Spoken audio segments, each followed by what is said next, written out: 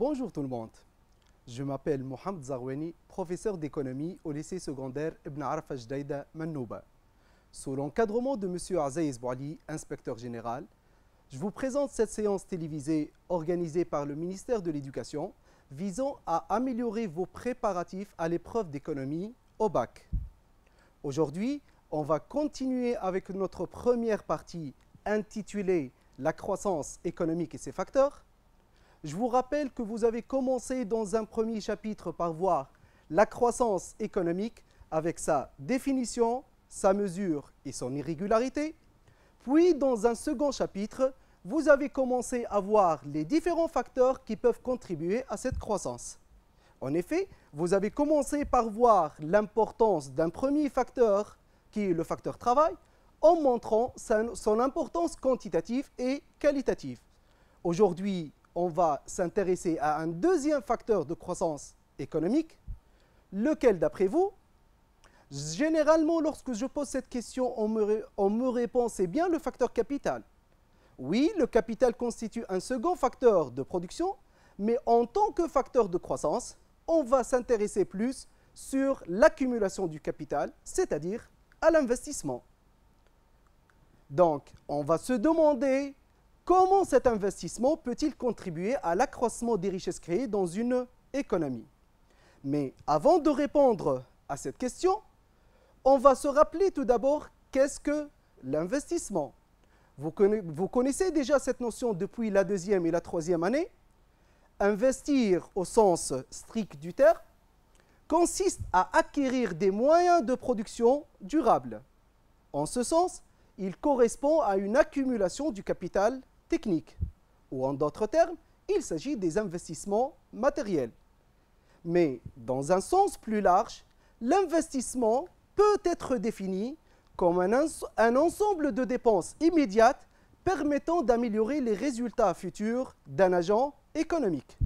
En ce sens, il regroupe aussi bien les investissements matériels que les investissements immatériels. Prenons quelques exemples. L'acquisition d'une moissonneuse-batteuse dans l'agriculture, la construction d'une nouvelle usine dans l'industrie, l'acquisition de nouveaux logiciels dans certaines activités de services, ainsi que les investissements en recherche et développement qui peuvent toucher tous les secteurs d'activité. Tous ces types d'investissements peuvent contribuer à l'accroissement des richesses créées.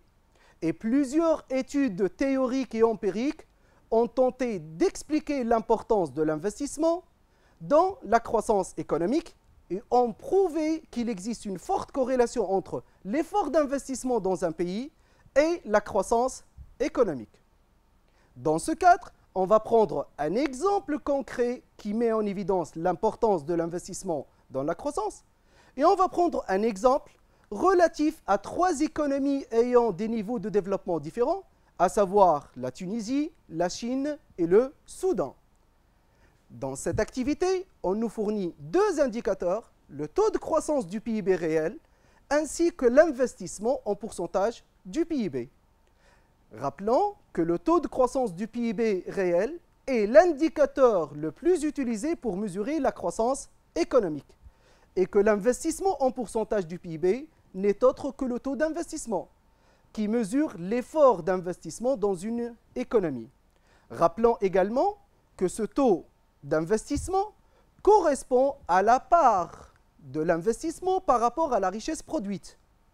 Et celui-ci a pour formule l'investissement sur le PIB fois 100. Cette formule, vous la connaissez déjà depuis l'année dernière.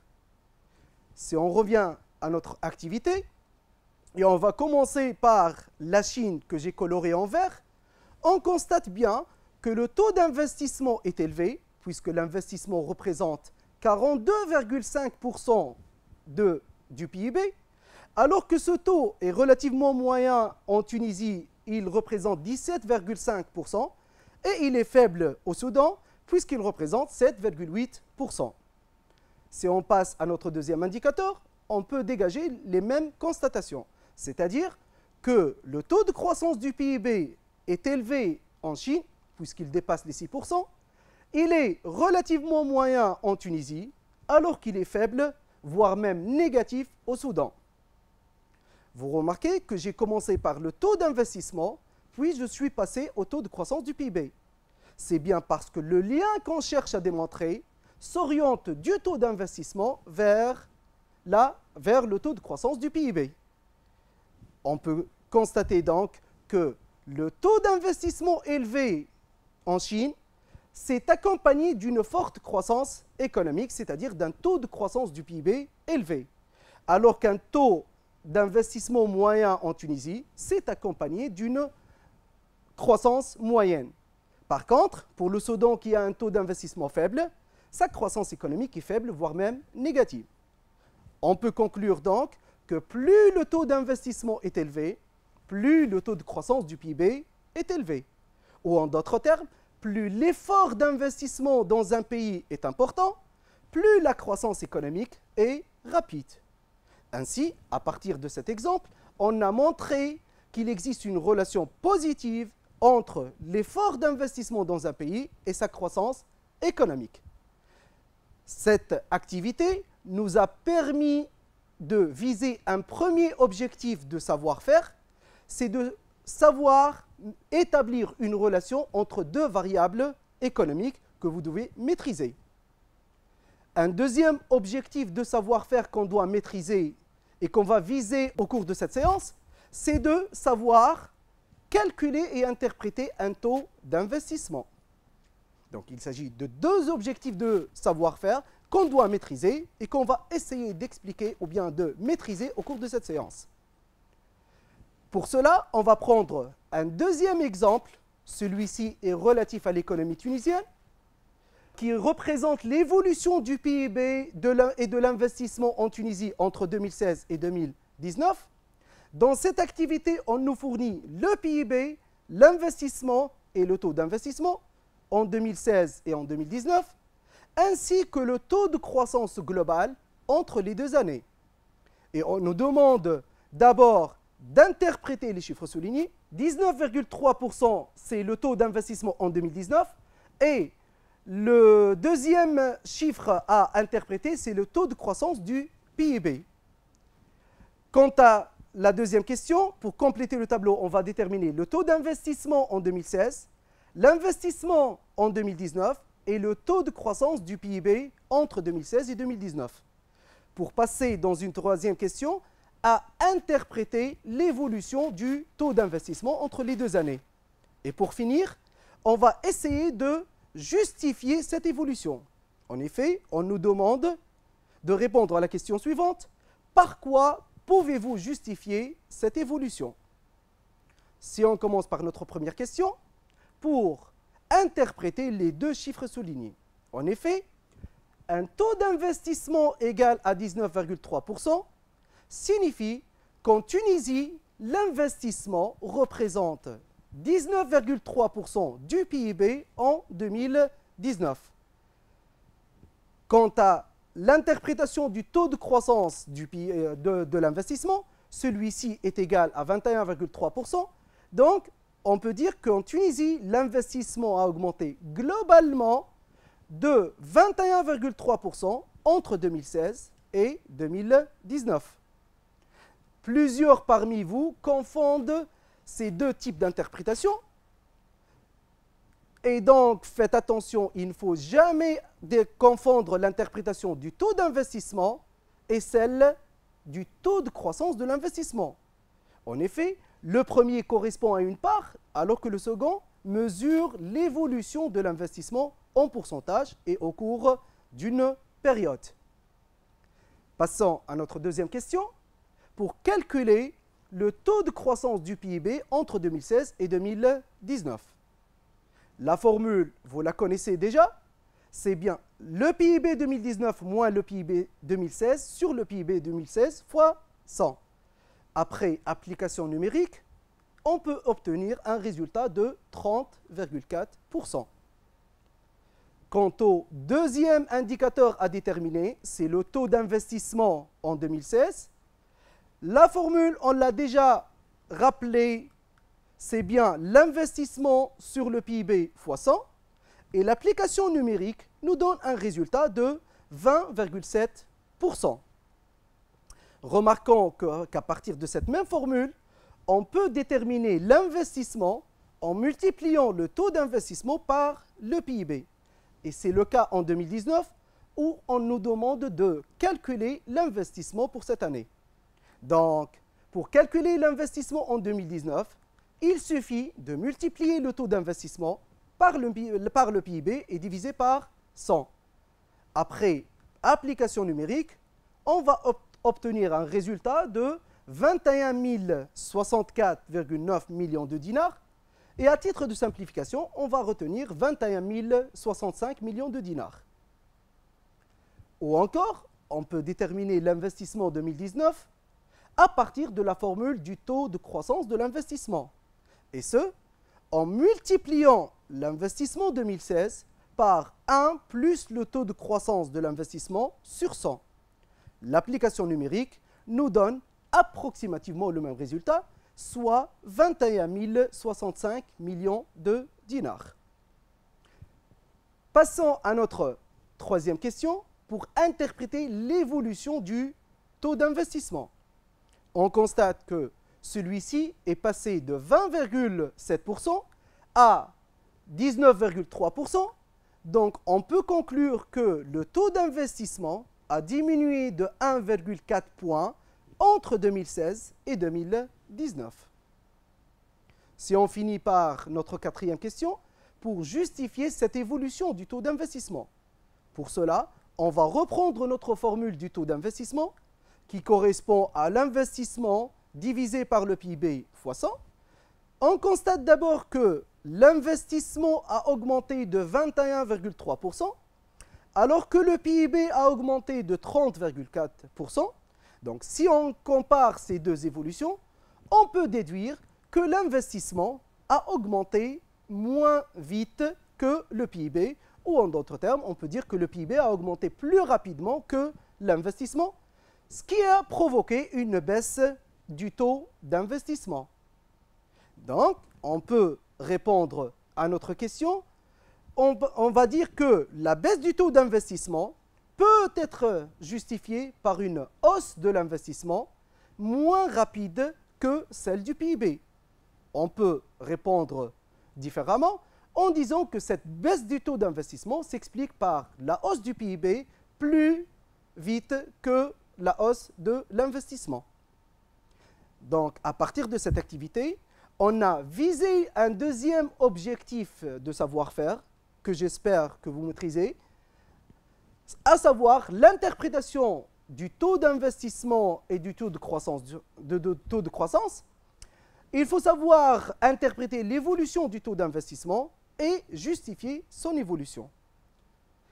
Après avoir calculé, interprété, ou bien après avoir visé ces deux objectifs de savoir-faire, on va passer maintenant à viser un objectif de savoir pour montrer comment l'investissement permet-il d'accroître les richesses créées dans une économie.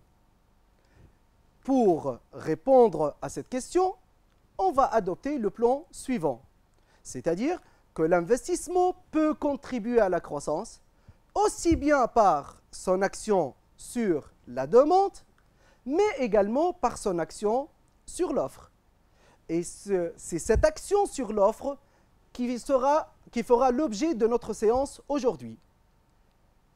Une telle action sur l'offre passe d'abord par une augmentation de la production, mais également par une amélioration de la production.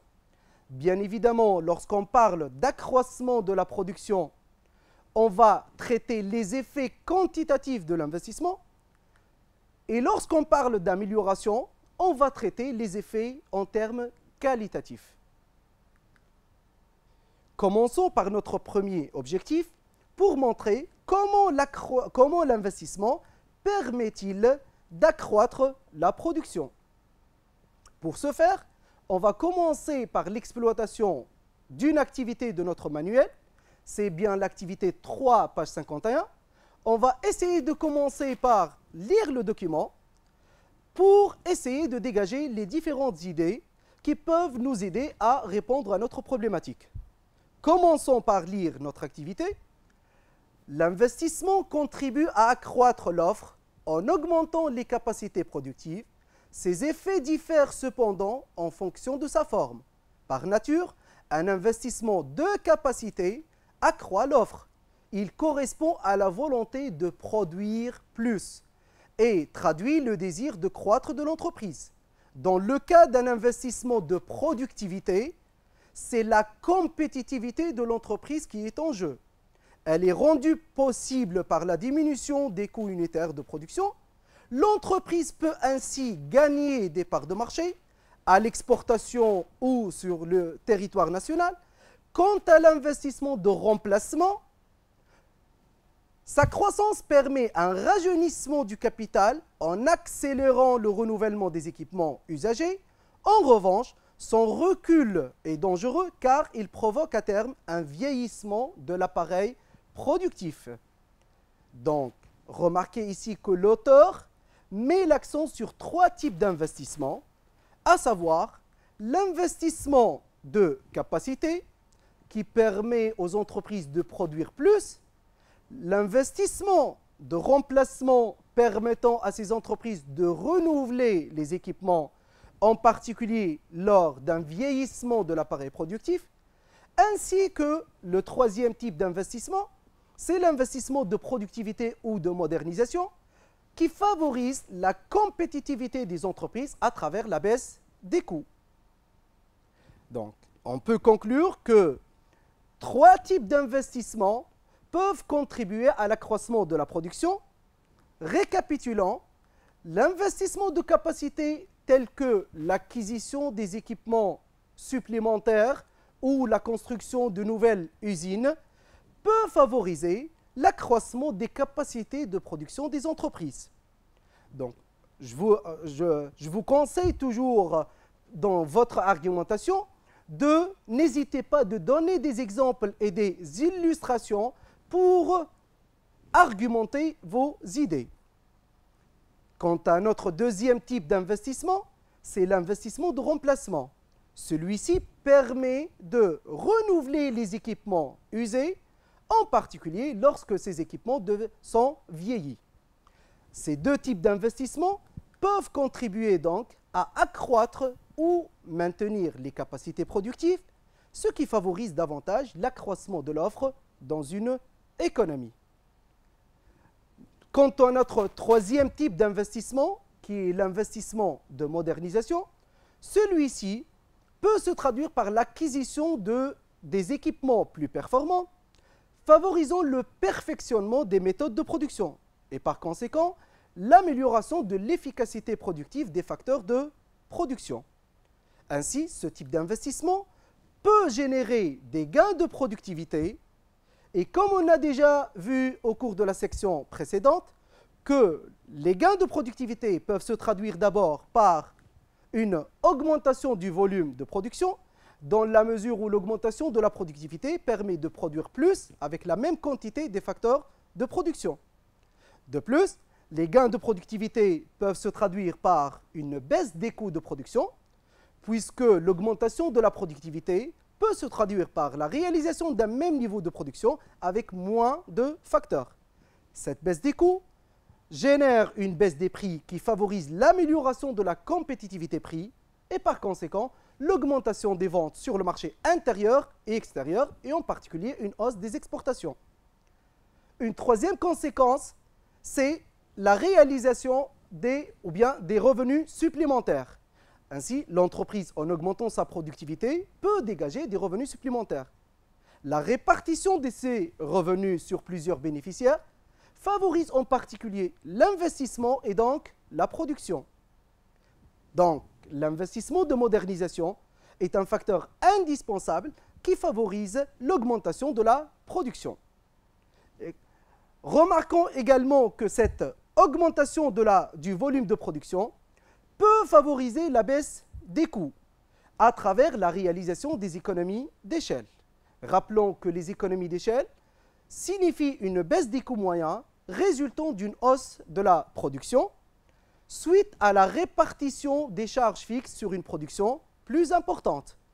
Donc, si on récapitule, L'investissement de modernisation, par son effet sur les gains de productivité, peut favoriser l'augmentation du volume de production, la baisse des coûts de production stimulant la compétitivité, des revenus supplémentaires dans la répartition stimulent l'investissement et la production, et on peut finir par l'effet de l'investissement à travers la hausse de la production sur la baisse des coûts, moyennant la réalisation des économies d'échelle. Ainsi, l'investissement de modernisation permet d'accroître l'offre. Donc, les trois types d'investissement qu'on vient de citer, à savoir l'investissement de capacité, l'investissement de remplacement et l'investissement de modernisation, constituent des investissements matériels qui permettent de favoriser l'offre dans une économie. Mais comme on vient de rappeler dès le début de notre séance, que la contribution de l'investissement ne se limite pas aux investissements matériels. Les investissements immatériels sont également importants pour accroître les richesses créées dans une économie. Prenons quelques exemples. Les investissements immatériels, en particulier les investissements en recherche et développement ou en capital humain, peuvent favoriser l'apparition de nouveaux produits, tels que l'apparition de nouveaux médicaments, de nouvelles sources d'énergie, mais également de nouvelles méthodes de production, telles que la robotisation des usines. Ainsi, les investissements matériels peuvent favoriser aussi bien des innovations de produits que des innovations de procédés. Les innovations de produits favorisent l'offre de nouveaux biens et services sur le marché, alors que les innovations de procédés peuvent favoriser l'efficacité productive des facteurs de production, ce qui favorise davantage l'accroissement de l'offre dans une économie. Ainsi, on a montré que l'investissement, qu'il soit matériel ou immatériel, peut favoriser l'accroissement de l'offre, en particulier pour l'investisseur. Mais l'investissement peut avoir des effets et accroître leur production d'autres agents économiques avec lesquels l'investisseur est en relation. On peut prendre comme exemple un investissement dans le secteur touristique, tel que la construction d'un nouvel hôtel. Celui-ci peut favoriser les investissements réalisés par les entreprises fournissant des matériaux de construction, et ce, en amont de la construction de l'hôtel. Il peut favoriser également les investissements réalisés par des entreprises fournissant des produits artisanaux, et ce, en aval de la construction de l'hôtel, ce qui contribue à l'accroissement de la production de ces agents économiques. Donc, l'investissement, en favorisant d'autres investissements, notamment pour les activités complémentaires, en amont ou en aval, peut générer de nouvelles productions et favoriser par conséquent l'accroissement de l'offre. Un tel effet est qualifié d'effet d'entraînement. Si on continue avec notre même exemple, celui de la construction de l'hôtel, celui-ci peut profiter gratuitement aussi bien aux entreprises de transport, mais également à certaines activités de restauration, permettant d'augmenter gratuitement leur production et par conséquent, accroissement de l'offre dans l'économie. Donc, notre investissement peut profiter à l'investisseur, mais également il peut profiter gratuitement à d'autres agents économiques, augmenter leur production et favoriser l'offre dans l'économie. Un tel effet est qualifié d'effet externe positif ou tout simplement d'externalité positive. Donc pour récapituler, l'investissement, qu'il soit matériel ou immatériel, par son effet direct ou indirect, contribue à accroître l'offre dans une économie. Donc pour synthétiser, l'investissement, par ses effets sur les capacités productives, par ses effets sur la productivité des facteurs de production, par ses effets sur les innovations de produits et de procédés, et par ses effets d'entraînement et les externalités positives qu'il peut générer, est un facteur déterminant qui permet d'accroître l'offre dans une économie. Passons maintenant à notre deuxième objectif de savoir, pour montrer comment l'investissement permet-il d'améliorer la production. Pour ce faire, on va prendre une deuxième activité de notre manuel, c'est l'activité 12, page 54. On va lire l'activité et essayer de dégager quelques idées qui peuvent nous aider à répondre à notre problématique. Lisons notre document. L'investissement au sens large du terme, en éducation, en infrastructure, en recherche ou en équipement, est générateur de croissance parce qu'il permet d'accumuler des connaissances, des savoir-faire, des expériences, bref, ce qu'il est convenu d'appeler habituellement le progrès technique. Cette croissance se matérialise sous la forme de produits de meilleure qualité et plus divers, et également sous la forme de produits qui élargissent la gamme existante.